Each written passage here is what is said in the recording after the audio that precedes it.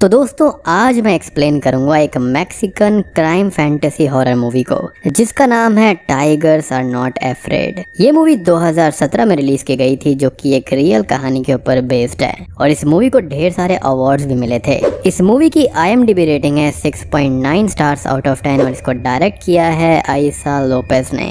Movie काफी बढ़िया है, काफी इमोशनल है, काफी इंटरेस्टिंग है, तो वीडियो को एंड तक जरूर देखिएगा। और हाल ही में मैंने काफी इंटरेस्टिंग मूवीज को एक्सप्लेन किया है। एक बॉडी हॉरर मूवी है और एक के अंदर एक ऐसा डीमन है जो कि लोगों की सोल को सड़ा देता है। तो अगर आपने बाय चांस मिस कर दिया है ना तो जाकर जरूर देख लेना। उन दोनों ही वीडियोस का लिंक आपको नीचे डिस्क्रिप्शन में मिलेगा। तो चलिए अब बिना किसी देरी के चलते हैं सीधा वीडियो की तरफ।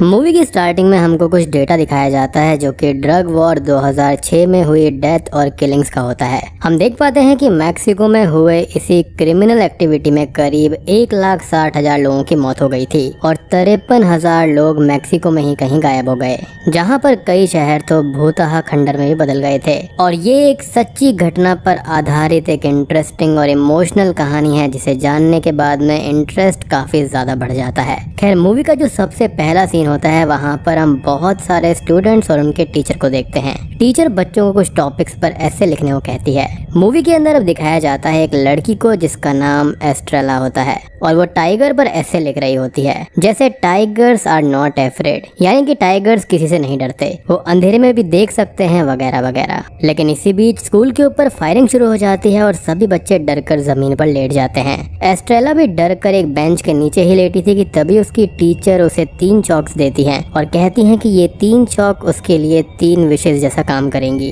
एस्ट्रेला को उस समय टीचर की बात समझ में नहीं आती, लेकिन फिर भी वो उन चॉक्स को अपने हाथ में दबा लेती है। कुछ ही देर के बाद में जब बाहर से गोलियों की आवाजें आना बंद हो जाती हैं तब सेफली सभी बच्चे बाहर आते हैं और स्कूल को बंद कर दिया जाता है। इसी बीच हम एक और कैरेक्टर को देखते हैं जिसका नाम शाइन होता है। शाइन ने अब काको नाम के हेंचमैन से एक गन और एक आईफोन चुरा लिया था और शाइन पीछे से उस पर गन भी पॉइंट कर देता है, लेकिन उसके अंदर इतनी हिम्मत नहीं होती कि वो उस पर गोली चला पाए। शाइन डरा हुआ था और वो वापस हट जाता है और वहाँ से भाग जाता है। अब शाइन जिस शख्स को मारने की सोच रहा था वो था काको। काको शीनो के लिए काम करता था और शीनो मैक्सिको का एक पॉलिटिकल लीडर था। काको यहाँ पर हर तरह के क्राइम को अंजाम दिया करता था जैसे कि kidnapping, murder, drug dealing etcetera. इसके बाद में सीन शिफ्ट हो जाता है और वापस एस्ट्रेला की तरफ जाता है जहाँ पर हम देखते हैं कि वो स्कूल से घर लौट रही होती है और वो अभी भी काफी डरी हुई थी। तभी उसे हाईवे पर एक डेड बॉडी दिखाई देती है और डेड बॉडी कपड़े से कवर होने की वजह से उसका चेहरा एस्ट्रेला को नहीं दिखता। वो घर लौट आती है लेकिन उसके साथ साथ उस डेड बॉडी से निकलता हुआ खून भी उसका पीछा करने लगता है। एस्ट्रेला घर पहुंचती है और अपनी माँ को आवाज देने लगती है, लेकिन उसकी माँ कहीं पर भी नहीं होती। उसकी माँ को शीनो की मैक्सिको ट्रैफिकिंग ग्रुप ने किडनैप कर लिया था। एस्ट्रेला अपनी माँ का इंतजार कर ही रही थी और इंतजार करते करते रात हो जाती है। अब तभी वो उन 3 चौक में से एक चौक को होल्ड करते हुए विश मांगती है कि उसकी माँ वापस आ जाए। तभी उसे उसके घर में उसकी माँ के होने का एहसास होता है और अपने पीछे से एक विस्पर सुनाई देती है, यानी कि एक हल्की सी आवाज। इससे एस्ट्रेला बहुत डर जाती है और घर के बाहर आ जाती है और डर के मारे वो सारी रात घर के बाहर ही बैठी रहती है। अब अगली सुबह जब वो घर में दोबारा रिटर्न होती है तो ये देखती है कि शाइन उसके घर में चोरी कर रहा था। एस्ट्रेला उसको पकड़ने जाती है लेकिन शाइन उसको कहता है कि तुम्हारी माँ को शीनो के क्रिमिनल ग्रुप ने किडनैप कर लिया है। इस चीज पर एस्ट्रेला बिल्कुल भी भरोसा नहीं करती और कहती है कि कल रात को ही उसने अपनी माँ की आवाज सुनी थी। शाइन के वहाँ से जाने के बाद अकेली एस्ट्रेला को उसके घर में ढेर सारी हॉन्टेड विजन्स और वाइब्स महसूस होने लगती हैं। इसी वजह से वो भी घर से बाहर भाग जाती है। उसको अब काफी भूख लग रही थी जिसके बाद में वो शाइन के गैंग से मिलती है और यहाँ पर भी हम काफी सारे अनाथ बच्चों को देखते हैं जिसके अंदर पॉप, टक्सी और मोरो भी शामिल थे। अब एस्ट्रेला उनके गैंग को ज्वाइन करना चाहती थी लेकिन वो लोग उसको अपनी गैंग में शामिल करने से इनकार कर देते हैं, लेकिन एस्ट्रेला वहाँ से जाती नहीं बल्कि उनके आसपास ही रहने लगती है। तभी हम देखते हैं कि काको अपने आईफोन और गन के लिए शाइन की गैंग को ढूंढते हुए आया हुआ था और उसने मोरो को किडनैप कर लिया था। शाइन के गैंग का एक मेंबर अब काको की कैद में था जिससे शाइन बहुत परेशान था। शाइन एस्ट्रेला को गन देते हुए ये ऑफर करता है कि उसको सामने वाले काको के घर में जाना है और वहाँ पर उसको मार देना है। अगर वो ऐसा कर देती है तो उसे शाइन की गैंग में जगह मिल जाएगी। एस्ट्रेला ऐसा करना तो नहीं चाहती थी लेकिन उसके लिए करना जरूरी था। वो डरते हुए और छिपते हुए काको के घर में एंटर करती है और फिर वो काको के रूम में भी दाखिल होती है जहाँ पर टेलीविजन पर एक न्यूज चल रही होती है। तभी एस्ट्रेला उन चौक्स में से दूसरी चौक को होल्ड करती है और ये विश मांगती है कि काको मारा जाए और उससे होगा ये कि एस्ट्रेला को काको को मारना नहीं पड़ेगा। लेकिन तभी हम ये देखते हैं कि काको तो वहाँ पर पहले पहले से ही मरा हुआ था। एस्ट्रेला ये देखकर बेहद खुश हो जाती है और वहाँ पर कैद और भी अनाथ बच्चों को छुड़ा लेती है। वो शाइन के पास में पहुँचती है और शाइन उससे पूछता है कि उसने काको को कैसे मारा। तो एस्ट्रेला जवाब देती है कि उसने सिर्फ विश किया और काको मर गया। उसी नाइट एस्ट्रेला को विजन्स दिखाई देते हैं जहाँ पर उसकी माँ की आवाज उसको आ रही थी। उसकी माँ उसको कह रही थी कि काको का मर्डरर तुमको ढूंढता हुआ जरूर आएगा, तुम्हें उससे बचना होगा और उसे मेरे पास लाना होगा। एस्ट्रेला को अपनी माँ की सिर्फ आवाज सुनाई दे रही थी और उसे हॉन्टेड वाइब से महसूस होती हैं। खैर अगले दिन शाइन की गैंग एक ग्रुप से मिलती है जहाँ पर आपसी बातचीत में जिक्र होता है काको के मौत का, जहाँ पर शाइन बताता है कि एस्ट्रेला ने उसको मार दिया। इस पर वो ग्रुप शाइन और उसकी गैंग को अलर्ट करते हुए ये कहता है कि उसका भाई उनका पीछा करते हुए उन तक जरूर आएगा। शाइन और उसकी गैंग अब एक अबैंडन्ड से हाउस में शिफ्ट हो जाते हैं क्योंकि काको के भाई को शाइन के गैंग की लोकेशन की जानकारी मिल गई थी। वहाँ पहुंचकर शाइन थोड़ी देर के लिए गायब हो जाता है और एस्ट्रेला की नजर कोने में बैठे हुए उदास शाइन पर पड़ जाती है और वो पास जाकर शाइन से उसकी उदासी का रीजन पूछती है। शाइन बोलता है कि उसे इस बात का अफसोस है कि उसने काको को नहीं मारा, ये वही शख्स है जिसकी वजह से वो अनाथ हुआ है। तभी शाइन के हाथ में रखे काको के फोन पर काको के भाई टियो का कॉल आता है, जिसके अंदर टियो शाइन और उसकी गैंग को वार्न करता है कि वो लोग फोन को लौटा दे, नहीं तो टियो उनको मार देगा। शाइन उसका फोन काट देता है और एस्ट्रेला शाइन से फोन ना देने की वजह पूछती है। तो शाइन बताता है कि असल में इस फोन में उसकी माँ का एक लौता फोटोग्राफ है जो कि उन क्रिमिनल्स ने किडनैप करने से पहले खींचा था और इसी वजह से उसने फोन को चुराया था और वो उनको नहीं देना चाहता।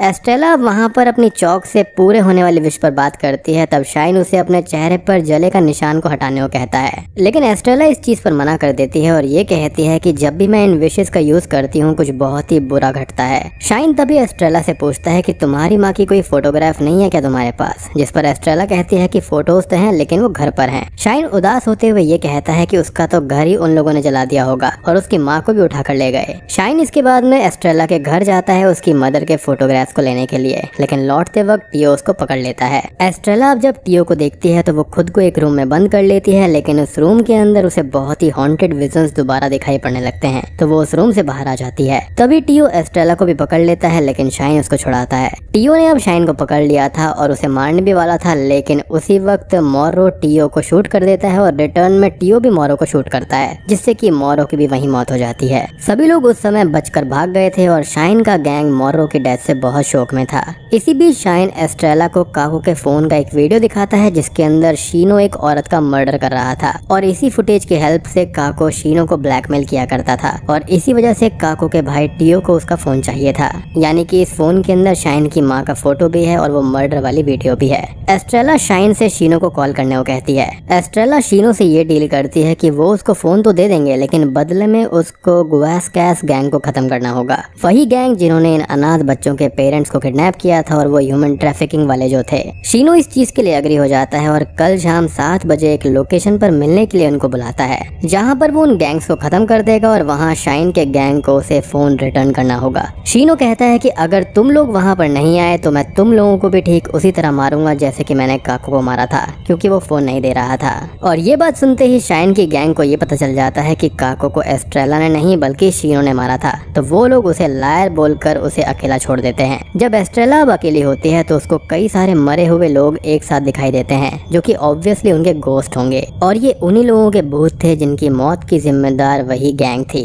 अब एस्ट्रेला उन सभी की हॉरिफाइंग बॉडी देखकर बहुत डर जाती है और वहाँ से भाग जाती है। दूसरी तरफ पॉप और टक्सी इस मिशन को अंजाम देने से डर रहे थे, यानी कि वो शीनो की बताई हुई लोकेशन पर जाना नहीं चाहते थे क्योंकि उन्हें लग रहा था कि शीनो उन्हें देखते ही मार डालेगा। इसी वजह से वो दोनों शाइन से काको का फोन चुरा लेते हैं और पुलिस स्टेशन में दिखाते हैं, लेकिन पुलिस भी इसमें उनकी कोई हेल्प नहीं करती। अब ऑब्वियस सी बात है वो इतना बड़ा पॉलिटिकल लीडर है तो उसके खिलाफ पुलिस क्या ही कर सकती है। खैर शाइन अब उन दोनों पर गुस्सा करता है और उनसे वो फोन छीन लेता है। और अगला पार्ट काफी सस्पेंस भरा है जहाँ पर मूवी स्पॉट करती है उस वीडियो पर, यानी कि वही वीडियो क्लिप जिसके अंदर शीनो एक औरत का मर्डर कर रहा था। उस वीडियो क्लिप में उस औरत ने जो ब्रेसलेट पहना हुआ था वो बिल्कुल उसी तरह का था जैसा कि एक फोटो में एस्ट्रेला की माँ ने पहना था। यानी कि मतलब साफ था शीनो ने जिस औरत का मर्डर किया था वो कोई और नहीं बल्कि एस्ट्रेला की ही माँ थी। जी हाँ, वो सभी लोग एस्ट्रेला के पास वापस जाते हैं लेकिन एस्ट्रेला उनको वहाँ पर नहीं मिलती क्योंकि वो वहाँ से जा चुकी होती है। तभी वो लोग मोरो की बॉडी को दफनाने लगते हैं, लेकिन मोरो की सोल एस्ट्रेला के पास में आती है और उसको बोलती है कि वो लोग उसे दफना रहे हैं। फिर सभी मोरो की सोल की शांति के लिए प्रे करते हैं।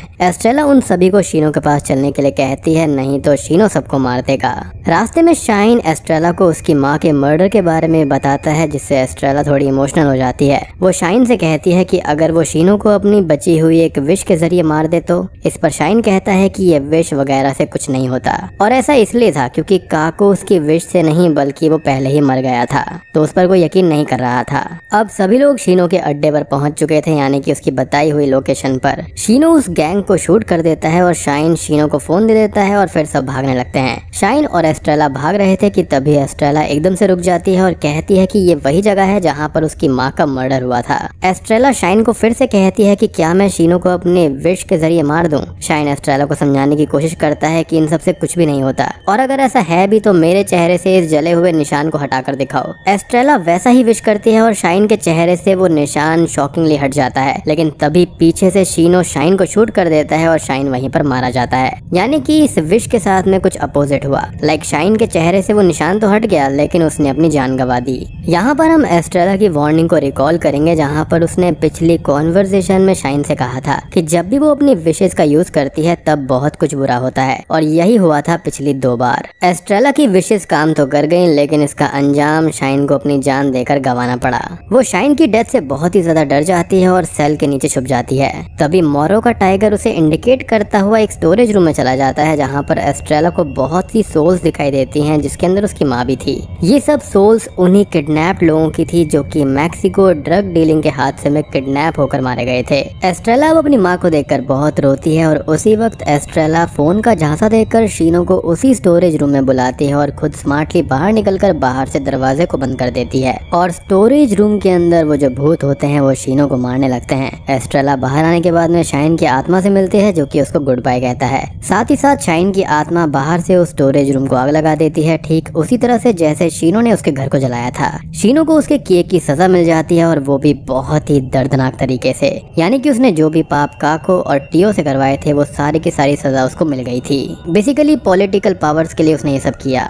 फिर हम ये देखते हैं कि एस्ट्रेला के सामने टाइगर होता है, और वो खुद को टाइगर की तरह ही इमेजिन करने लगती है, जो कि एक निडर और आजाद प्राणी है। इसके बाद में एक बहुत ही ब्यूटीफुल सीन आता है और एस्ट्रेला बिल्कुल आजाद हो जाती है, और बूम, ये मूवी यहीं पर खत्म हो जाती है।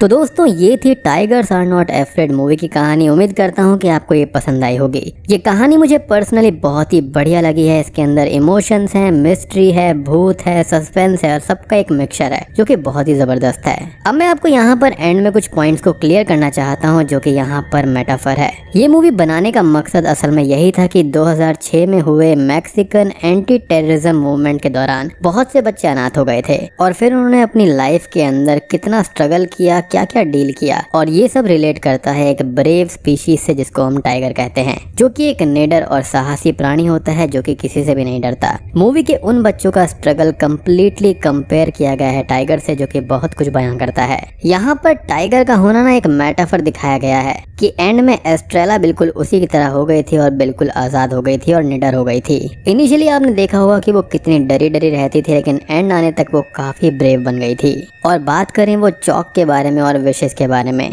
तो वहाँ पर उसकी टीचर ने उसको वो चौक्स ऐसे ही दी थी ताकि वो डरे नहीं, लेकिन यहाँ पर जो उसकी माँ की आत्मा थी और बाकी मरे हुए लोगों की आत्मा थी, बेसिकली वो उसकी विश को पूरा कर रहे थे। अब आप यहाँ पर ये सोचेंगे कि शाइन की मौत क्यों हो गई थी, क्योंकि वो भी खुद एक गैंग का हिस्सा था और शायद से उसने भी किसी न किसी को जरूर मारा होगा। लेकिन एस्ट्रेला यहाँ पर मासूम थी, उसने किसी का भी खून नहीं किया था और किसी के साथ में गलत नहीं किया था। तो दोस्तों, उम्मीद करता हूँ कि आपको ये वीडियो और ये मूवी पसंद आई होगी। पसंद आई है तो वीडियो को लाइक कर देना, चैनल पर नए हैं तो सब्सक्राइब कर लीजिए। तो मैं आप सबको मिलता हूँ अगली वीडियो के साथ में, तब तक के लिए